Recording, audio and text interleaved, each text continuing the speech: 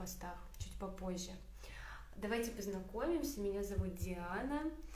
Я из Москвы. Сейчас живу в Подмосковье и служу здесь в подмосковном храме Галокитхам в общине. Да, всем добрый день. Около года назад мы проводили очные курсы по плетению гирлянд в Москве. Это было что-то незабываемое. Вот здесь я вижу Амбика, которая участвовала в наших курсах. Очень рада, что вы присоединились. Харе Кришна. И также есть у меня очень большая медитация на то, чтобы записать онлайн-курс по плетению гирлянд. Работаем в этом направлении. Ну хорошо, давайте начнем тогда именно уже по теме спиральная гирлянда. Можете писать вопросы по ходу эфира, постараюсь отвечать, и также в конце уделю вопросам времечко. Давайте начнем с инструментов, которые мне сегодня понадобятся. Во-первых, это ножницы, самые обычные, любые, которые вы любите. Это секатор для цветов. Потом расскажу, почему именно секатор нужен. Аня из Ростова-на-Дону, здравствуйте, спасибо, рада, что вы присоединились. Так, ножницы, секатор, иголка, да, я думаю, что те, кто плетут гирлянды, с ними уже знакомы, как бы так показать, чтобы их было видно. Это длинные иголки, как правило, они называются бисерные. Это не самые тонкие, у меня сейчас в руках есть более тонкий вариант для более миниатюрных гирлянд. Я покупаю такие в Леонардо или в каких-то магазинах для творчества. И нитка, любая нитка, которую вы любите использовать в плетении гирлянд. И также у нас будут цветочки. Вот они тут в вазочке стоят со вчерашнего дня, раскрылись, ждут, когда мы из них сделаем гирлянду. Я специально взяла два оттенка, розовый, да, и красный. На таком сильном контрасте будет хорошо видна вот такая спираль. Нам понадобятся лепестки от роз и палочки, то есть стебли розы. Также в гирлянде можно задействовать листья, но сегодня они нам не понадобятся. Хорошо, первое, с чего мы начнем, и с чего начинается, в принципе, любое плетение гирлянды, это подготовка иголки и нитки. Сейчас я просто любой длины возьму. Соответственно, когда вы делаете гирлянду, вы подбираете под вашу длину, вставляем в иголочку и продеваем. Кто-то пользуется иногда ниткоотдевателем, я без него вставляю. Окей, хорошо, вставили нитку в иголку, и дальше берем наши розочки. Я беру секатор.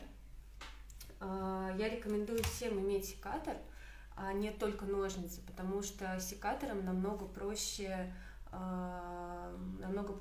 работать с более жесткими стеблями, такими как у роз или у каких-то других цветов. Ножницы просто от этого портятся и ломают стебель иногда. Вот, когда будем сейчас делать палочки, я расскажу подробнее.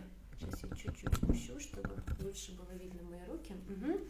Я беру розу и сразу у нее убираю некрасивую рубашку. Я всем своим ученицам рекомендую это делать сразу, чтобы потом с этим не мучиться, не отбирать, не перебирать. Соответственно, все некрасивое я убираю, оставляю красивенькие нежные лепесточки без каких-то полосочек и так далее. Как мы дербаним розу? Дербаним или, такое слово, или потрошим, можно еще сказать, но кому как нравится. Мне больше нравится слово раздербанить розу, как-то вот так оно изначально стало так это называть. Я беру розу, беру ее за нижнюю часть и легонечко раскачивающими движениями, слышно, наверное, хруст, вынимаю, вот это у нее основание, оно мне не понадобится. Далее я стараюсь из нее сразу высыпать, внутри у розочки есть такие семена, я их тоже откладываю в сторонку, и розу, так, надо еще пониже, вот так, и розу ставлю вот таким вот образом. Я не раскидываю лепестки, потому что мне будет важно, чтобы у меня крайние лепестки, самые большие, чтобы я их видела. И ставлю вот таким вот образом.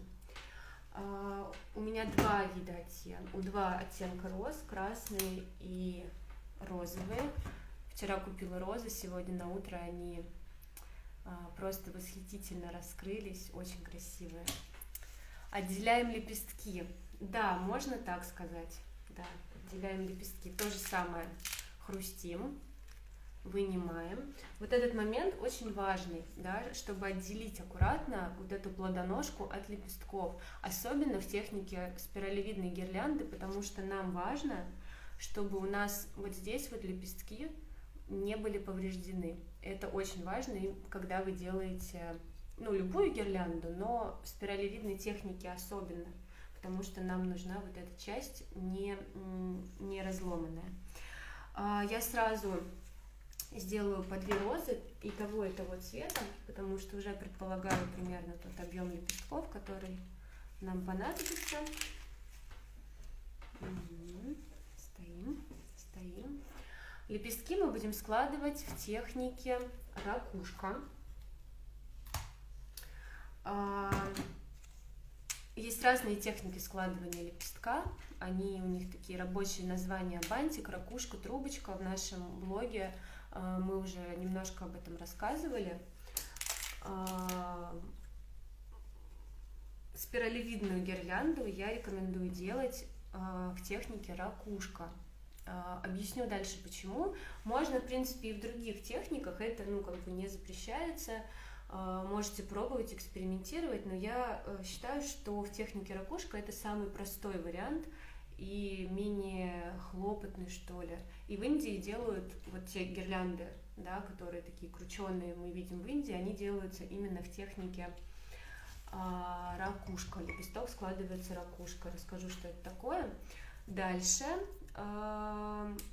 палочки. Нам понадобятся палочки, корешки, черенки, их по-разному называют. Я беру палочку от розы. Можно использовать разные палочки для приплетения гирлянд. В данном случае я возьму от розы, потому что мне нужна такая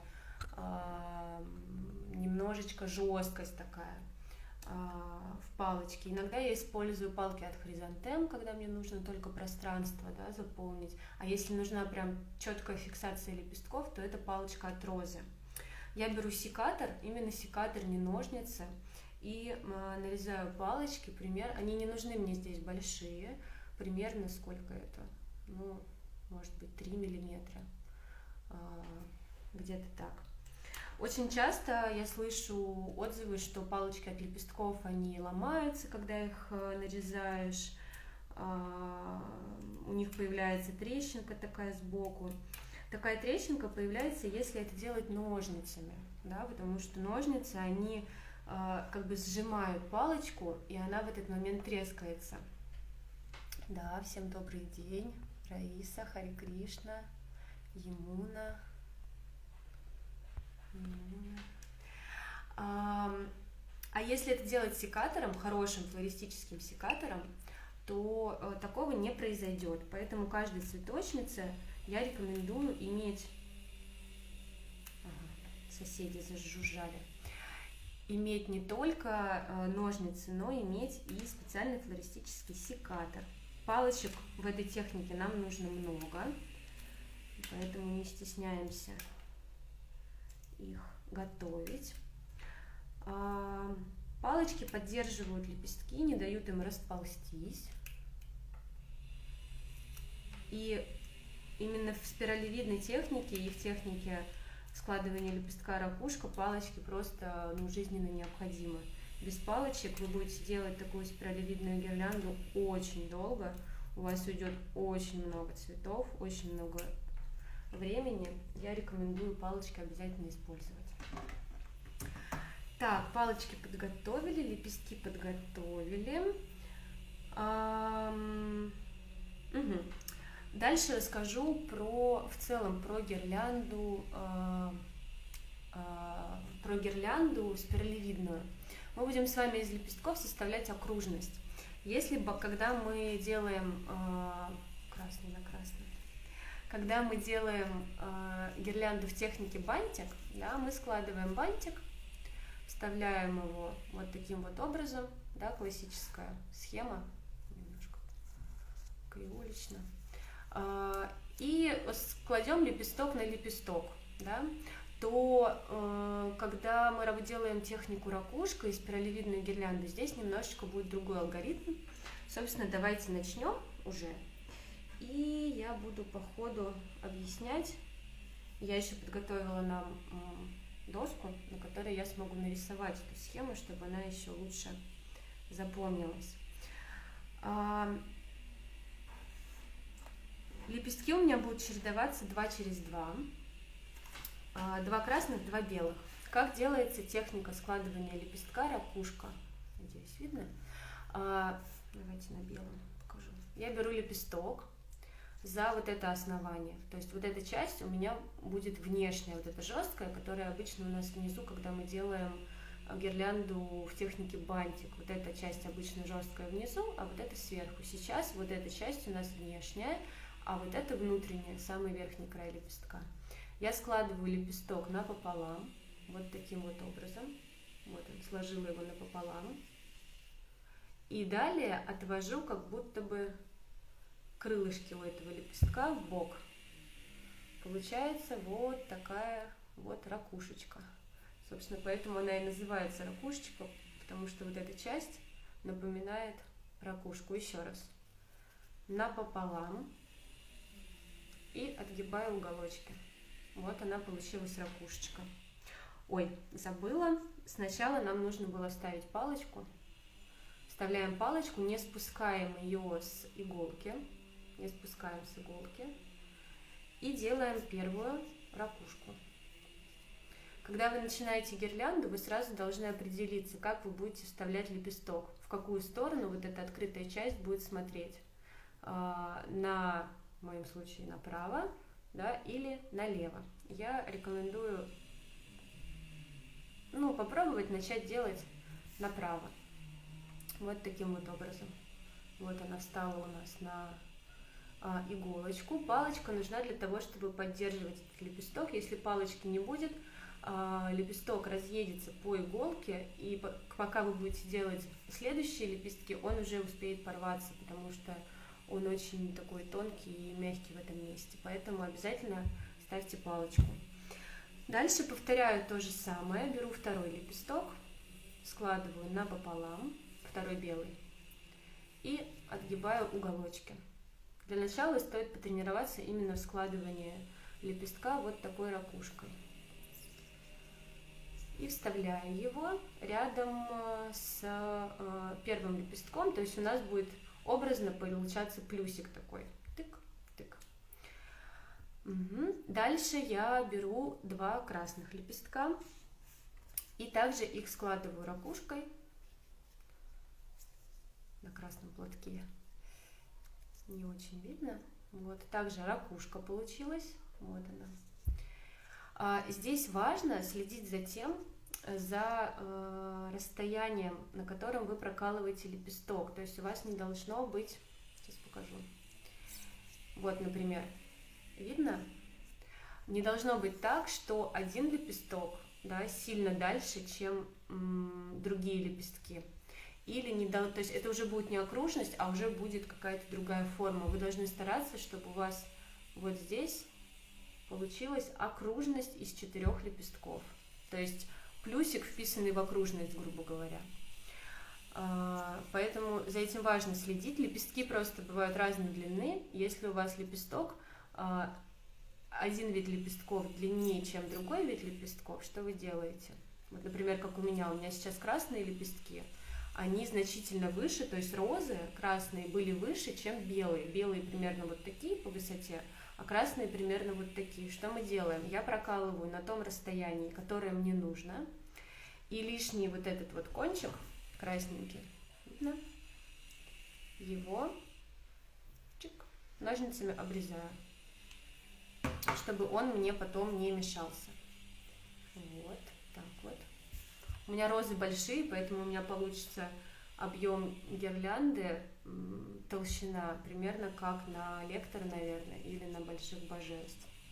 Угу. И то же самое делаю со вторым лепестком красным. Угу.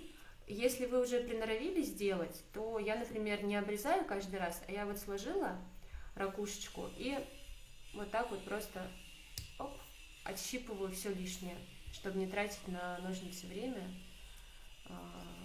и так далее. Вот что у меня получилось. Смотрите, 2 белых лепестка и 2 красных лепестка. Вот после каждой такой, то есть у меня готова окружность, вот она, если мысленно описать, вот он, плюсик, как это, вписанный с геометрией, там, фигуры, вписанные в другую фигуру, плюсик, вписанный в окружность. Мы сделали первую окружность, ставим палочку и ее не спускаем пока с иголочки, держим на иголке. Скажите, пожалуйста, все ли понятно или, может быть, что-то нужно детальнее прояснить вот на этом этапе? На этом этапе нужно ли что-то детальнее прояснить? Или вот этот этап понятен? Вот она окружность из 4 лепестков.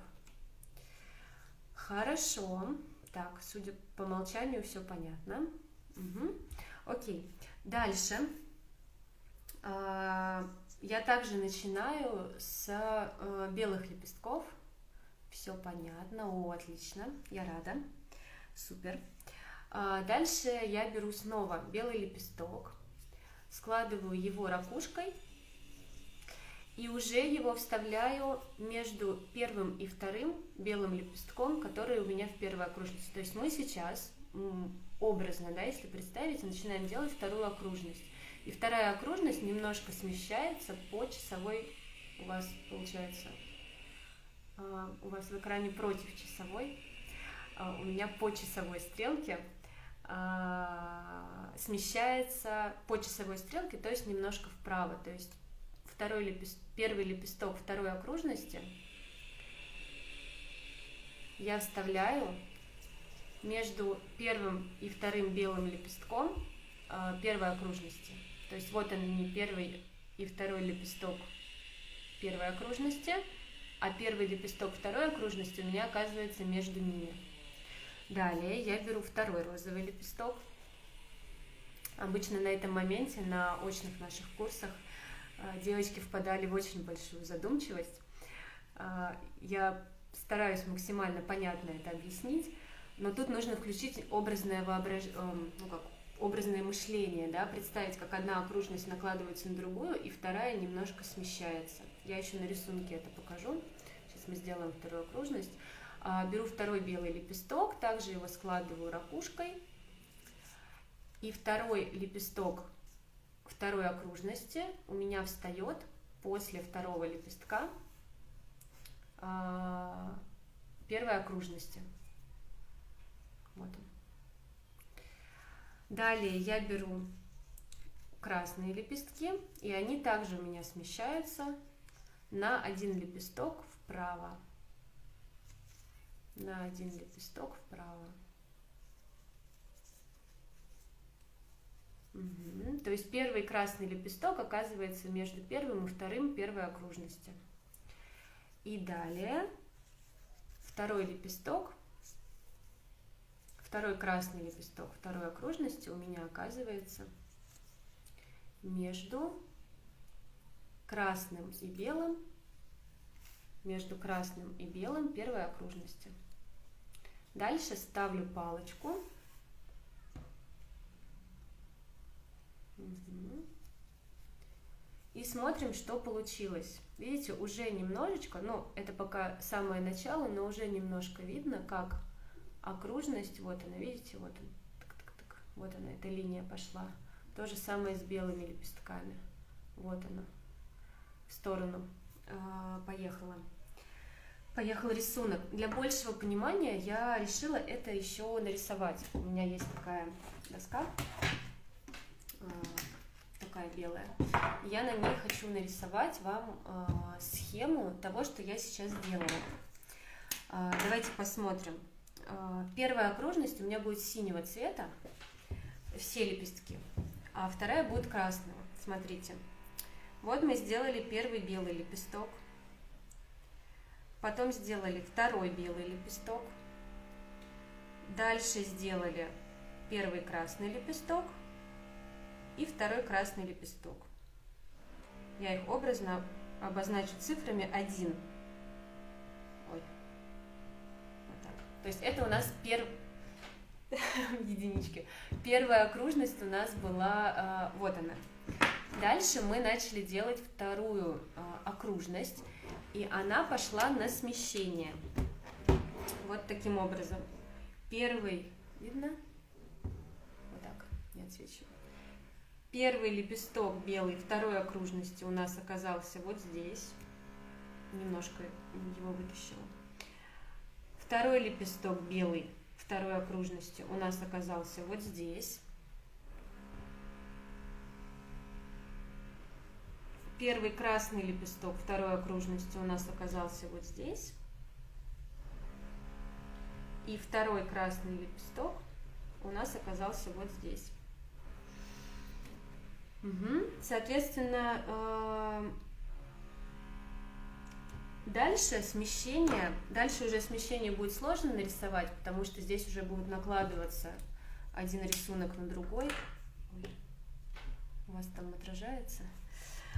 Соответственно, далее у нас первый белый лепесток окажется, а сейчас мы поймем, где он у нас окажется, и потом уже будем рисовать. То есть каждый раз у вас идет смещение влево или вправо, смотря какую сторону вы выберете, на один лепесток. То есть лепестки как будто бы съезжают немножко в сторону. Давайте продолжим. Вот она у нас наша окружность. Дальше снова начинаю с белых лепестков. Беру белый, нежно-розовый, складываю его ракушкой. И он уже у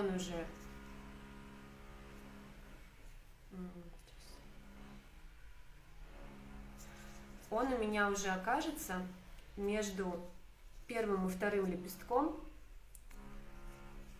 второй окружности, вот здесь. Вот он. То есть он у меня встал на место второго лепестка первой окружности. Так. А следующий белый лепесток у меня окажется между белым и красным лепестком второй окружности. Вот он. Вот она, линия идет. Вот сюда. Далее я беру красные лепестки, и они у меня также смещаются на один лепесточек в сторону. Первый красный у меня окажется между первым и вторым красным второй окружности, а второй красный у меня окажется между красным и белым второй окружности.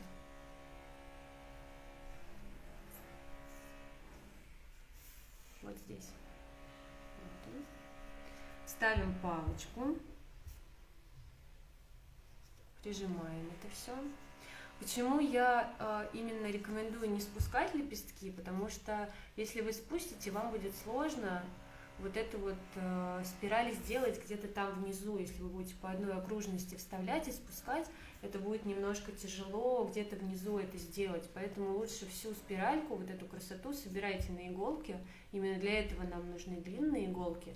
И потом уже вот эту красоту вы всю спускаете вниз. Далее продолжаем.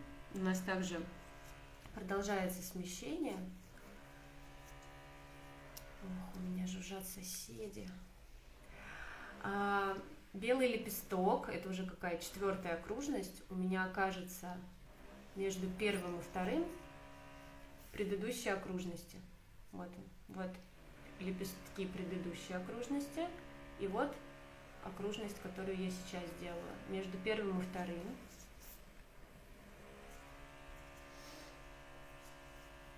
Следующий белый у меня окажется между белым и красным предыдущей окружности. Вот так. Вот он, красный и белый предыдущей окружности, и вот он белый той окружности, которую я сейчас делаю. И то же самое с красными лепестками. Я беру красный, отрываю у него лишнее, потому что он слишком большой для меня, и вставляю между красными предыдущей окружности, а второй красный у меня окажется между красным и белым предыдущей окружности. Вот он. Красный и белый предыдущей окружности и красный, который я оставила сейчас. И вставляем палочку. Помните, в начале, когда я начала делать гирлянду, я обратила ваше внимание на то, чтобы у вас все ракушки смотрели в одну сторону. Видите, они все смотрят направо. Если это правило не соблюдать, то спираль получится очень смазанная. Поэтому вот этот момент очень важен, когда вы делаете спиралевидную гирлянду. Вот она у нас окружность, да? Вот она. То есть тут прям видно половина красненького, половина беленького. И, соответственно, смотрите, уже проглядывается спираль, если вот так я покручу, вот она. Проглядывается, проглядывается, проглядывается. Если сделать чуть больше, она будет еще более явная. Давайте еще пару окружностей сделаю.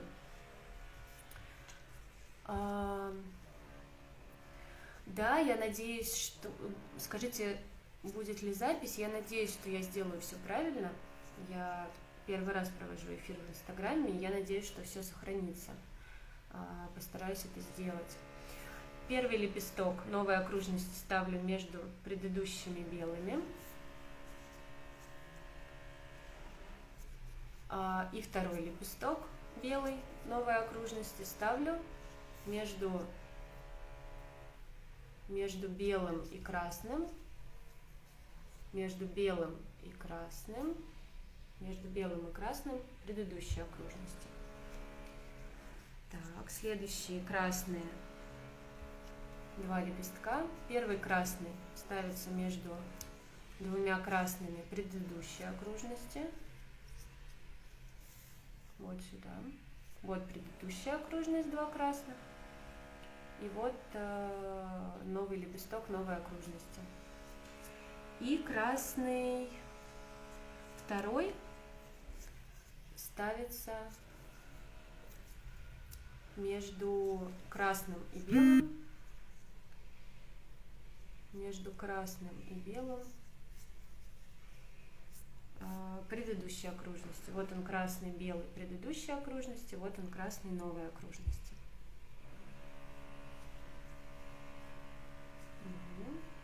Вот так вот.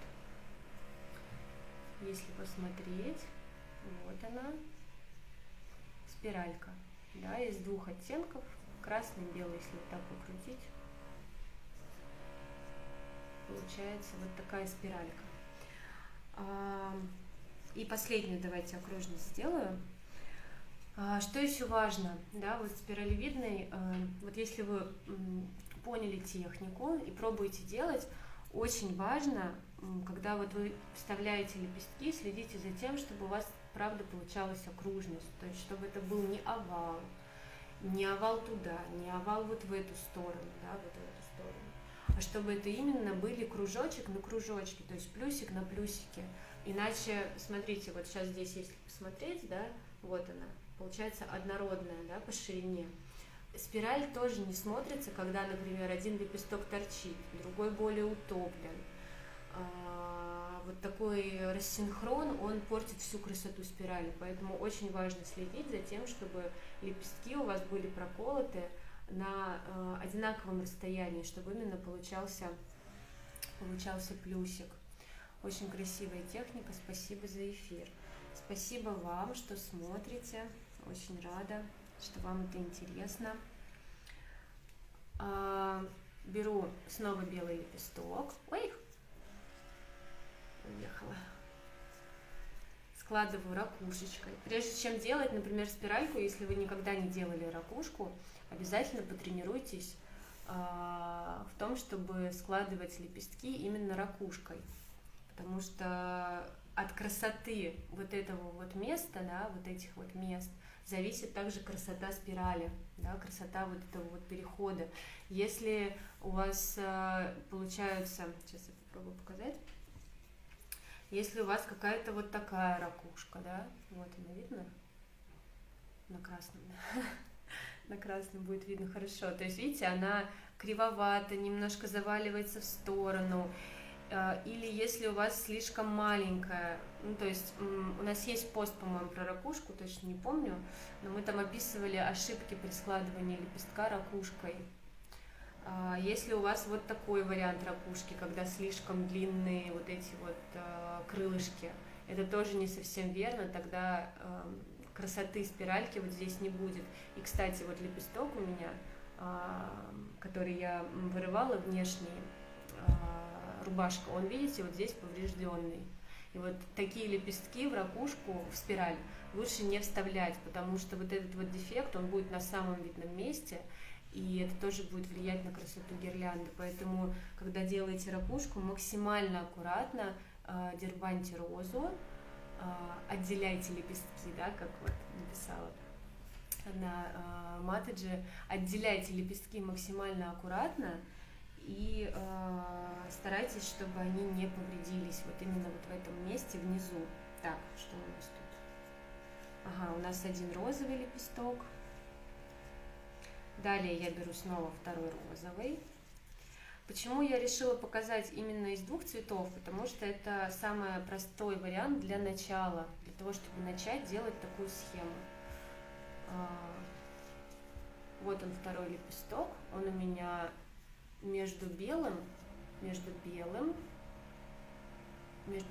и красным предыдущей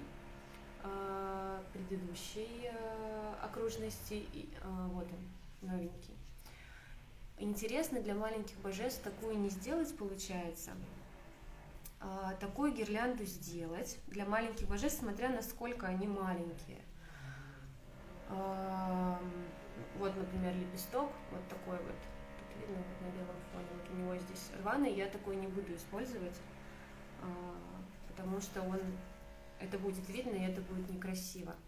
Для маленьких божеств можно сделать такие гирлянды, можно использовать лепестки кустовых роз, просто смотря насколько они маленькие. И, конечно, если это совсем небольшие горнитай, то даже из маленьких лепестков гирлянда, все равно достаточно пышная получается. Если это совсем маленькие божества, то получается не получится. А если среднего размера, то можно сделать из лепестков кустовой розы. Мы такие делали для нашего горнитай в Каргашино. Вот. Но это очень кропотливо. Кустовая роза, спирали с кустовой розы, это прям предание, можно так сказать. Там очень кропотливая работа, очень мелкая моторика нужна. Вот, да, можно.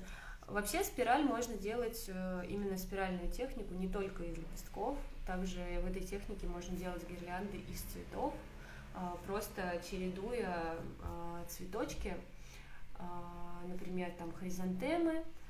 Вы берете два вида хризантем, одного цвета, другого цвета, и так же, как лепестки, вот с таким вот смещением делаете спираль. Вот. Ну что, я думаю, что я на этом закончу. Вот здесь видно, собственно, спираль. У меня здесь 2, 4, 6, 8, 10.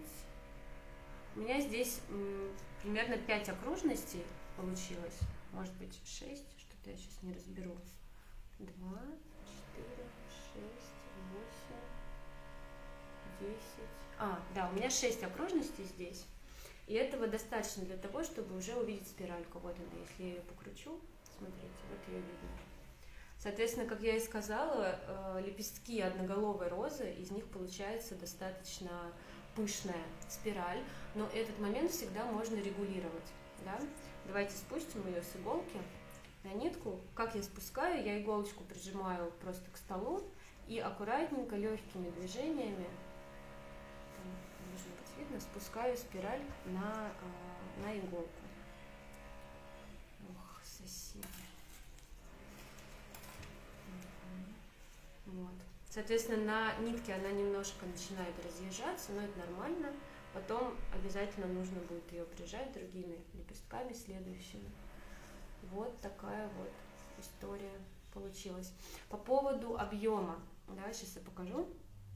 Даже например, если у вас какие-то большие лепестки, а вам нужна гирлянда не вот такой ширины, да, как у меня сейчас, а в 2 раза уже, например, это тоже возможно сделать. Сейчас покажу как. Вы берете, также палочку, просто вы у лепестков, да, вы делаете ракушку ближе вот к этому основанию, ближе к основанию, и просто убираете, вот, не знаю, видно, то есть я примерно 1/3 лепестка прям убрала, и у меня получится окружность. Вот, давайте сейчас сделаю такую одну спиральку. То есть этот момент можно регулировать.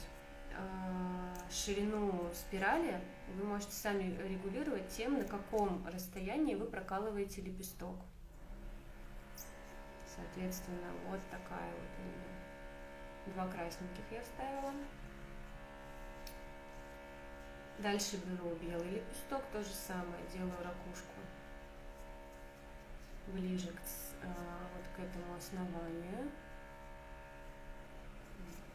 Кривовато. Поменьше. Складываем, убираем также лишнее. Вот я оторвала все лишнее.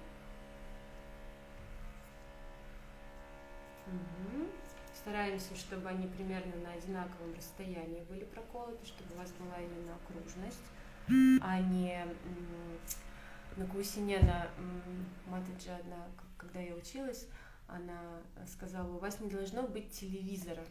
Знаете, то есть телевизор это когда прямоугольник, то есть вот смотришь на скрутку или на лепестки, и вот сейчас, например, здесь, более-менее квадрат, да, квадрат, вот так вот, а телевизор это когда вот здесь широко, а вот здесь узко, и получается как будто бы экран телевизор. Вот телевизора в ракушке особенно не должно быть, когда вы делаете гирлянды из лепестков ракушкой. Мне запомнился этот телевизор. Сложила ракушку, обрываю все лишнее и вставляю. Даже можно было бы чуть-чуть еще побольше обрывать. Ставлю палочку. Вот. Соответственно, окружность получилась, если сравнить, как тут видно, вот, из одних и тех же лепестков. Посмотрите, какие здесь окружности.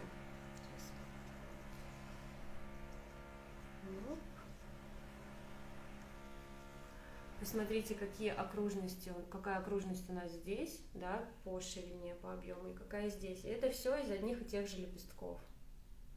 То есть можно этот момент регулировать в зависимости от той ширины гирлянды, которая вам нужна. Я подумала, что, может быть, еще я могу нарисовать схему, может быть, чуть детальнее. Сейчас мне пришла идея. Давайте здесь у нас будут, значит, не лепестками, а лучиками попробуем нарисовать. Значит, это у нас был первый лепесток белый, это был первый красный, второй белый. Это был красный первый, второй красный. Это все у нас... Это у нас все первая окружность. Дальше мы начали делать вторую окружность. И первый лепесток второй окружности, он у нас оказался вот здесь. Второй лепесток второй окружности оказался вот здесь. красный лепесток второй окружности, первый оказался вот здесь, и второй лепесток красный второй окружности оказался вот здесь. Может быть, так будет понятнее схема. Дальше мы делали третью окружность. И первый лепесток третьей окружности у нас оказался, получается, вот здесь. Ну, примерно, то есть он должен оказаться между вот этими лепестками второй окружности, и примерно он окажется также вот здесь, вот, на третьей окружности. Следующий белый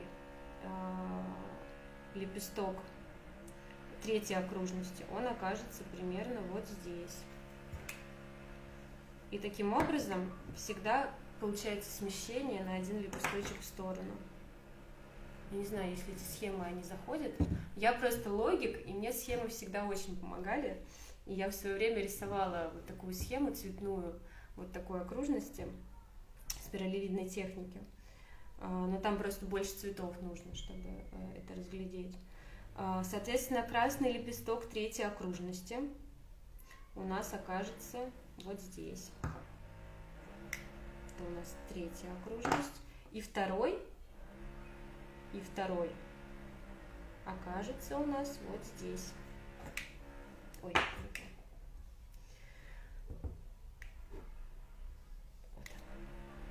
соответственно, думаю, еще детально расписывать нету смысла. Я старалась, собственно, показать это все на лепестках. Собственно, это все, что, наверное, я хотела рассказать про спиралевидную технику, что смогла рассказать, показать в рамках прямого эфира. Есть ли у вас какие-то вопросы? Сейчас я полистаю. Спиралевидная техника — это такой, конечно, считается high level в плетении гирлянд. На базовом нашем курсе мы его давали не сразу, то есть примерно ближе к концу, когда уже уложились техники складывания лепестка, когда уже девочки проработали ракушку как технику складывания лепестка. Вот. Но это, конечно, смотрится очень красиво, такие гирлянды выглядят просто восхитительно. Так, вопросы.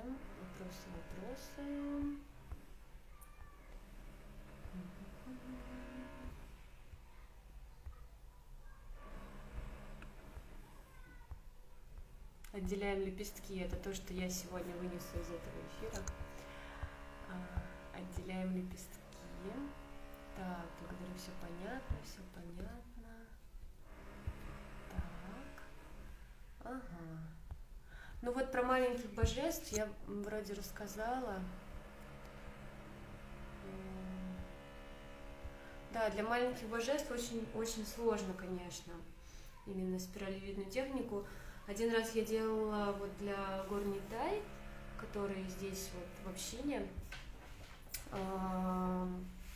Я в сторис выложу эту фотографию сегодня. Там была спираль из 3 оттенков: белый, желтый, оранжевый или белый, персиковый, оранжевый. Вот. Из лепестков кустовых роз. И по ширине она получалась примерно, у меня нету линейки под рукой, сколько это, сантиметра 3-4, может быть. Это если позволяют божества, конечно, такую ширину. Однажды делала для Патита Павана Джаганата, вот нашего московского. Там тоже из лепестков кустовой розы, из 2 оттенков, желтый и розовый. Вот. Тоже, да, если божество позволяет, то можно делать спираль. Да, но, конечно, эффектнее всего спираль выглядит на больших гирляндах. Вот то, что мы видим, гирлянды в Майпуре, собственно, они в основном в Майпуре, да, у Шримати Радхарани, на алтаре Рады Мадхавы. Вот у нее там, конечно, спирали просто удивительные. Вот. не очень красиво смотрится на больших гирляндах, на гирляндах Шили Прабхупаде, на гирляндах ну, вот, для людей. Очень красиво. Конечно, когда объем большой, они смотрятся классно. Такую гирлянду дольше делать, чем обычную. Да, ее дольше делать, нужно к этому приготовиться.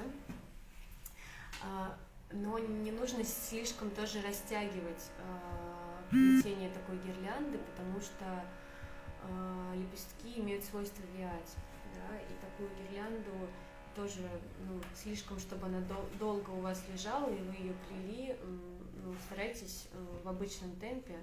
Или если, ну, это кропотливая работа, действительно, первые такие гирлянды, спирали я делала очень долго, просто очень долго, и я делала их блоками, то есть я делала какой-то блок, ну, примерно вот как два таких, да, вот как два таких, отрезала нитку, оставляла нитку для того, чтобы завязать это, убирала в холодильник и делала следующую часть, и потом просто их между собой подвязывала, соединяя вот эту вот спираль, чтобы одна часть как бы состыковалась с другой, и они, чтобы спираль выглядела цельной. Вот так делала, потому что действительно кропотливая работа, и ее дольше делать, чем обычно.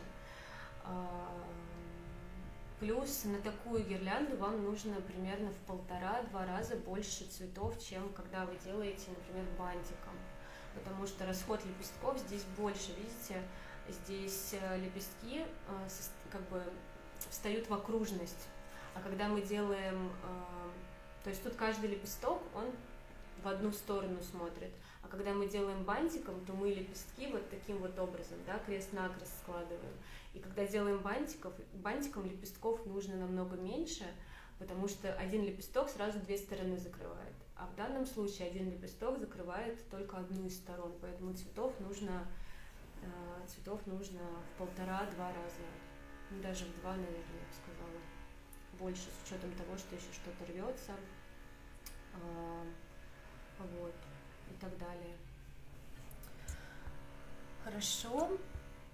Если вопросов больше нету, тогда я буду заканчивать эфир. Спасибо вам большое, что вы присутствовали. Спасибо за ваши вопросы, за ваше внимание.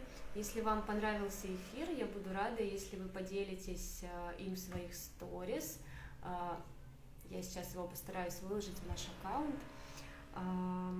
Буду рада вашим комментариям. Если какие-то вопросы остались, можете задавать в комментариях.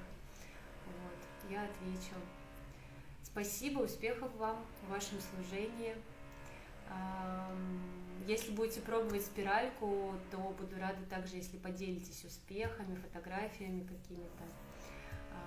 Буду рада знать, что эта техника вам пригодилась. Все, до новых встреч. Счастливо.